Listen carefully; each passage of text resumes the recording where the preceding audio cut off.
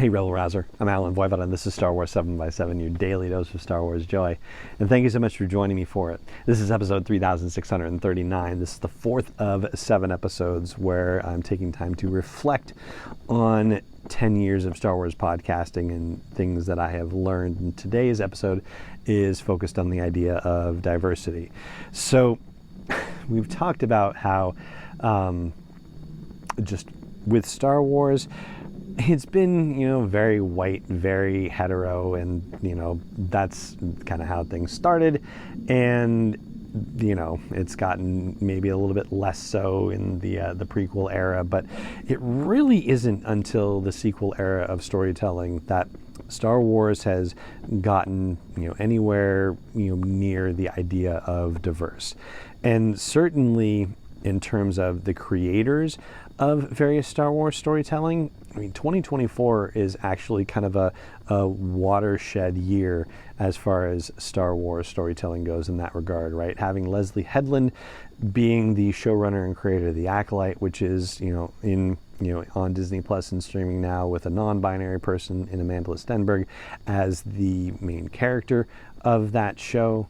And, we had Deborah Chow as the showrunner for the Obi-Wan Kenobi series. That was the first time that we had any, non-white guy as a showrunner, right? And then having women and people of color directing at all. That happened with The Mandalorian, thinking about Deborah Chow and Bryce Dallas Howard and Rick Famuyiwa, right?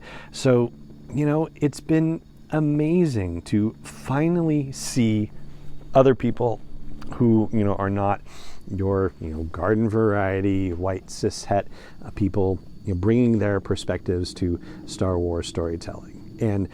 And there's also the acting side of things too. And, I guess it was a little unfortunate the way it started with The Force Awakens, just in the sense of having the marketing with Finn holding the lightsaber in the packaging, and then it turning out to be, Rey is actually the one with, the Force powers and whatnot, and kind of taking that idea away from Finn, and then just the way that it was handled later on, or The Rise of Skywalker, where it was just like, Rey, I have something to tell you, but then never telling her, and we're only finding out through interviews later after that, Finn seemed to have some sort of Force sensitivity, right? So there's, a black man with Force powers, and I personally really liked the idea that all of the people who were throwing off the First Order training were people who had Force capabilities. And it was also interesting that those people were also a lot of people of color, at least, as we reflect on them in our world. Obviously, I don't know how the galaxy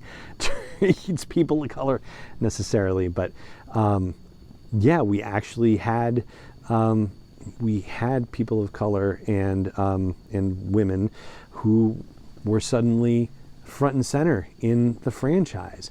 And it's only been getting better in that regard. We are seeing more women, more people of color, more people under the LGBTQIA plus umbrella being positioned in bigger and bigger roles in telling Star Wars stories. And I think it is really awesome and refreshing and beautiful and fantastic. And, I talk to people a lot about storytelling and representation, and about how, seeing themselves be representative of Star Wars storytelling, how much it matters. And I see this not even in Star Wars storytelling. I mean, I see it there, but I also see it in all sorts of other avenues of storytelling, in movies and TV and so forth. And it matters. When you listen to these stories, you realize it matters. If you have any heart at all, you can hear how much it matters. And so it's been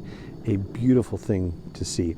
And yeah, there are still, many, many more strides to be taken. It's a really big deal that Charmaine Obaid-Chinoy, I'm sorry if I'm not pronouncing your name right, Charmaine, that we're actually going to have a female director of a Star Wars movie. It looked like Patty Jenkins was going to be the first one.